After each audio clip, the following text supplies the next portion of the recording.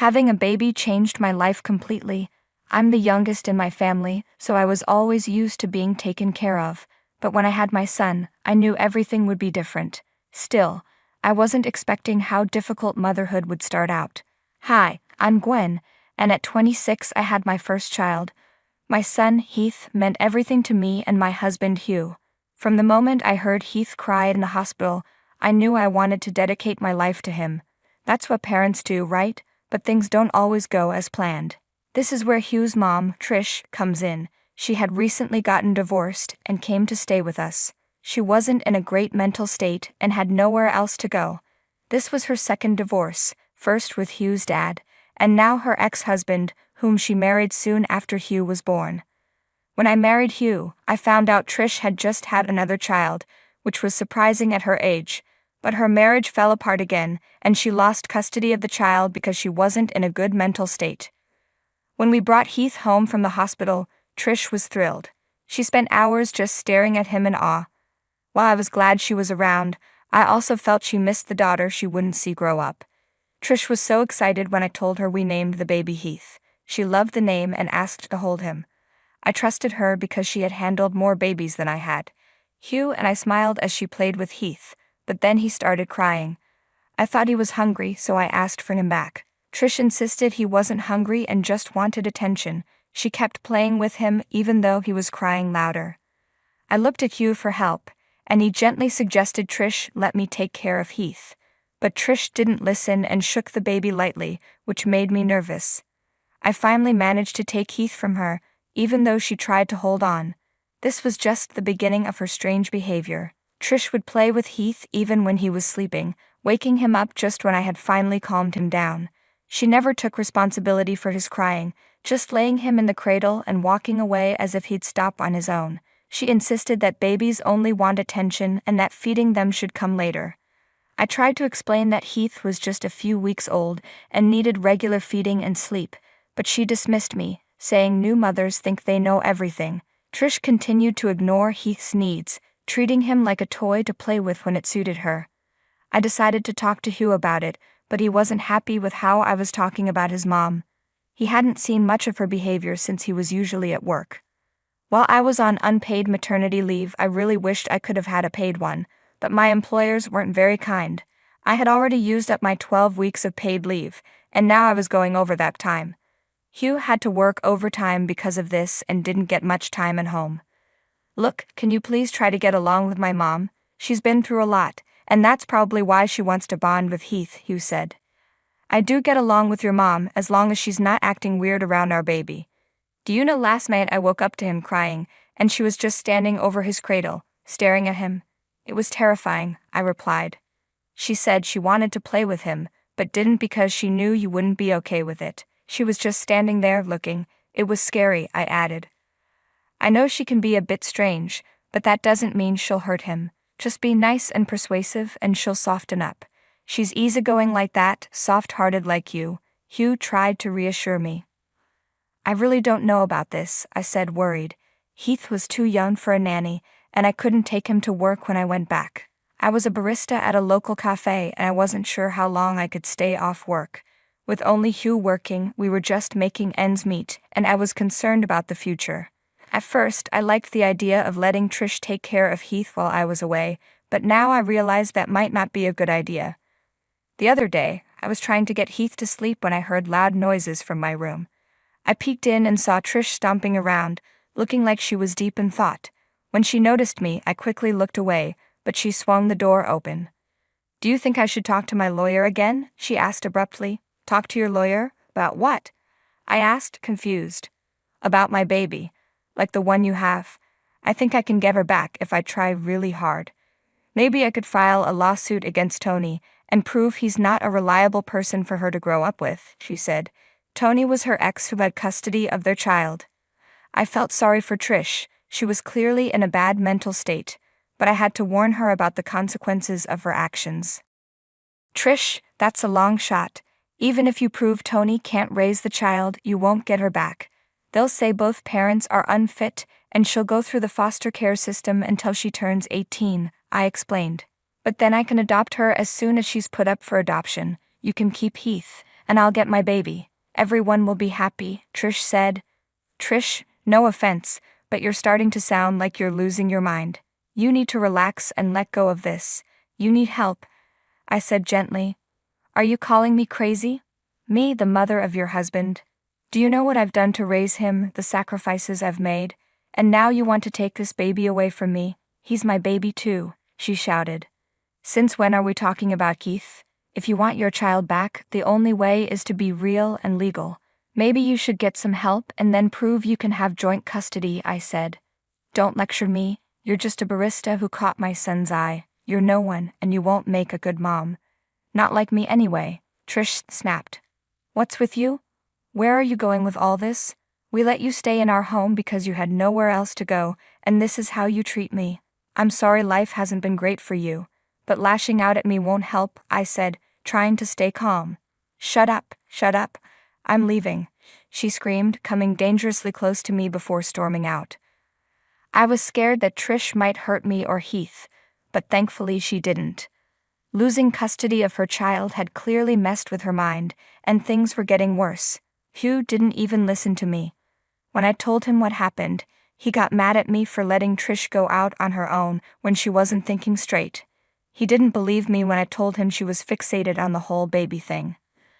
Later, Trish came back home and said she'd been sitting on a park bench all day, even though it had only been a few hours since she left. She quickly apologized to me and then went to take a nap in my room.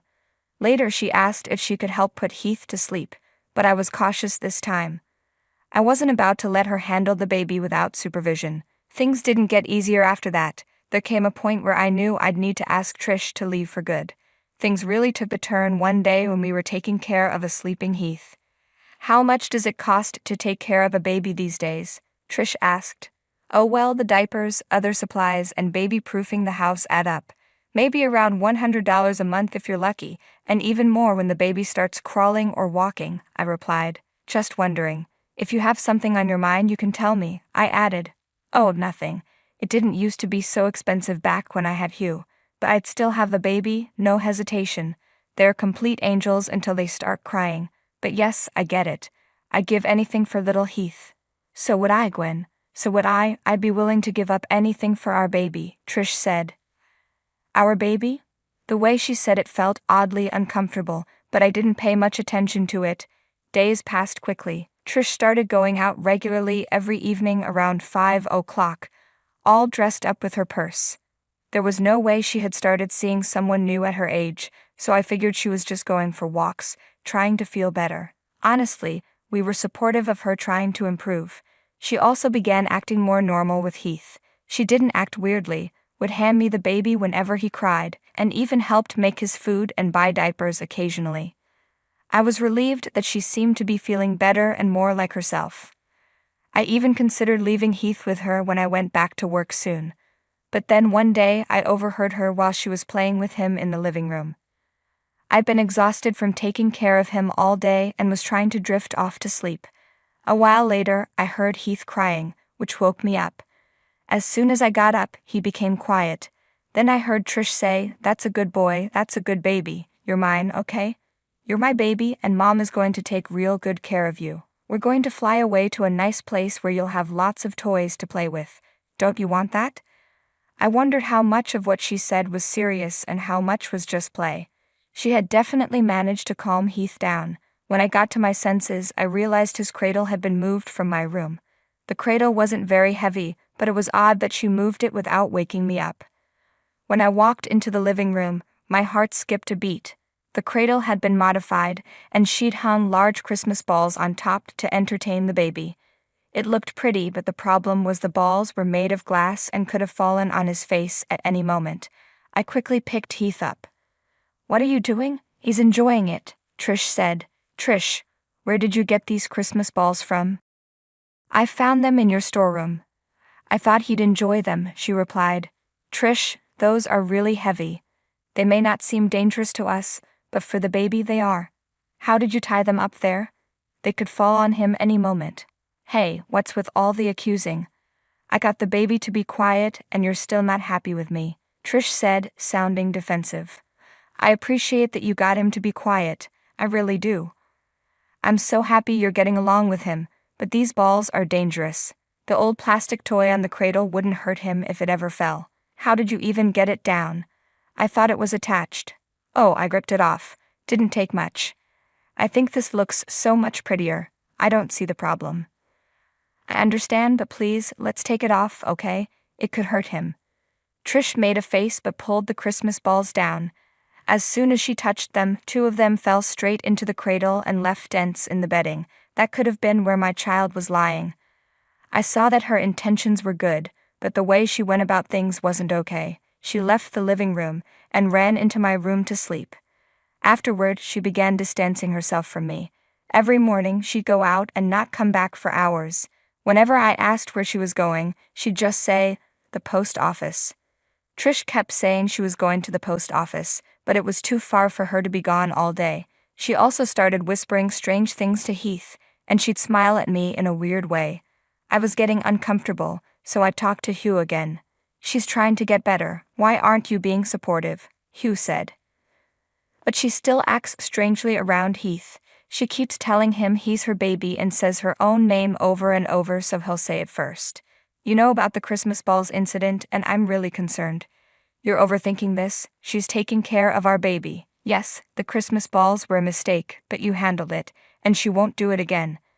And you need to help her get to the post office if that's where she's going." "Hugh, she's obviously not going to the post office every day. Why would she?" "Because she used to work there and has friends there. Maybe she got a part-time job." "Then why wouldn't she tell us about it?" "I don't know, okay? Just relax and stop keeping an eye on my mom. She's innocent, there's no need to accuse her." That was it, I lost it. Hugh refused to believe me no matter what I said. With my return to work approaching, I decided to take matters into my own hands.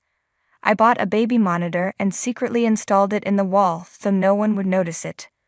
When I started working again, Trish stayed home most days. Everything seemed normal. She'd take Heath to play and then put him back to sleep.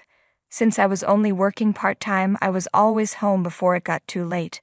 But one day, I heard something on the baby monitor that made my heart sink. "Oh, we're going to fly away, Heath, you and me. Mama has been working so hard at school, teaching little kids like you'll be someday. Oh, Mama has so many plans once she runs away with you," Trish said. I heard Heath giggle as she picked him up and spun around the room. "My baby, oh little baby, do you like spinning? Do you like it? Of course you do. We're going to go far away from your little cradle. I'll get you a new one with big shiny balls on it, and you'll have a pretty mom, unlike your mom, and we'll make Daddy run away too. Yes, we will." What was going on? I was horrified. She continued spinning around the room with Heath, but when she finally sat down, Heath started crying. She placed him on the edge of the bed and held her head like she was dizzy. I panicked, thinking Heath might fall, but she picked him up just in time and put him back in his cradle. "You keep crying, and I'm not giving you any more attention. In my house, you'll learn discipline from the get-go. Children these days, I swear to God," she said and slammed the door. I was deeply concerned. I recorded the footage and considered sending it to Hugh, but I wanted to make sure I wasn't overreacting. That day, I went home early, worried about my child. Trish opened the door, looking worn out and tired. She yawned and went straight to sleep without saying a word. I rushed to my room, quickly fed Heath, and calmed him down. Once he was asleep, I locked the room from the inside and started searching. Trish always carried a big red purse whenever she went out, and I needed to find it. After searching my room for almost an hour, I found nothing. Then I noticed it hanging from the coat rack. I grabbed it as quietly as possible, and when I looked inside, I was shocked. She had a teacher's ID card for a school and a plane ticket scheduled for the day after tomorrow. She had been planning to run away with my child. I kept the ticket and ID card to myself and sent the video to Hugh, asking him to come home as soon as possible. "This can't be real. Oh, for God's sake, you still think I'm overreacting?" I asked when Hugh saw the footage and held the ticket and ID card in his hand. Hugh was speechless. He realized Trish had been working for months to arrange all this. She clearly needed help. We decided to call Hugh's dad, Jonah. Jonah quickly picked up the call. When Hugh told him what was happening, Jonah was saddened but agreed that Trish needed to be removed from the house. He suggested we consider a retirement home for her. Do you think she should go to a retirement home? Hugh asked. That's what I do. But I think she needs psychiatric care first, Jonah replied. So you want her out of the house for good? Hugh confirmed. Yes, please, I said. Okay, I'll come over to talk to her in person. Let's get started, Jonah agreed. Jonah had been around when Heath was born, and he and Trish would often argue over small things, but he came over anyway. Hugh and Jonah talked to Trish, and there was a lot of crying and yelling. He's my baby, Trish screamed. No, he's my son. Trish, you need to get out of here before we have to forcefully remove you, Hugh said. Oh, I'd like to see you try, Trish shot back. By then, I'd lost my patience. Trish had done so much to upset me that I wanted her out of our lives for good. You will never set foot in this house again. Just go away and keep your hands off my son. Enough. Both of you. Jonah intervened. Mom, please don't make this complicated. Come with us. The fighting continued for a while, but I finally decided to let her go into a retirement home for good. The people at the nursing home said they'd provide her with some psychological help as well. I didn't care anymore. I tore up the plane ticket in front of her and called the school where she worked to ensure she wouldn't be allowed near any kids again. Maybe I went too far in my anger, but it was all necessary.